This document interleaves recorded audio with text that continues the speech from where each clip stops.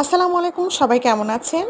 আমি আমার ইউটিউব চ্যানেলে এই প্রথম আমার ভয়েস নিয়ে এসেছি। আমি এর আগে মিউজিক ব্যবহার করেছিলাম।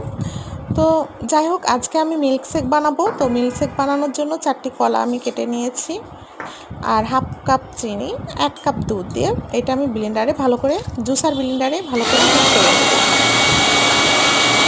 বাট যেহেতু অনেক গরম পড়েছে, আর এত গরমে হচ্ছে ঠান্ডা ঠান্ডা মিল্কশেক খেতে অনেক মজা লাগবে।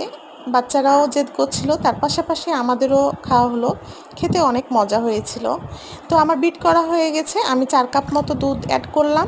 আর দুধটা আমি ফ্রিজে রেখেছিলাম 2 ঘন্টার মতো, ঠান্ডা করে নিয়েছি। ঠান্ডা করার পর এটাকে আমি ইউজ করছি। আপনারা খুব সহজে এটা বানিয়ে নিতে পারেন।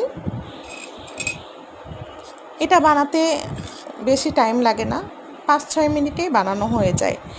তো বাচ্চারা বলছিল আম্মু একটু উপরে হচ্ছে কোনো ডিজাইন করে দাও। তো আমি আবার চকলেট গানাশ দিয়ে হালকা হালকা করে যা ইচ্ছা তাই করেই দিলাম।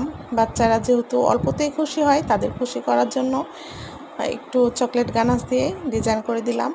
দেখতে কেমন হয়েছে জানিয়েন। আর আমার পাশে থাকবেন, আমাকে লাইক কমেন্ট শেয়ার করবেন সবাই। আর সবাইকে অনুরোধ রইল, এই গরমে একবার হলেও আপনারা এই মিল্কশেকটা বানিয়ে খাবেন। আল্লাহ হাফেজ।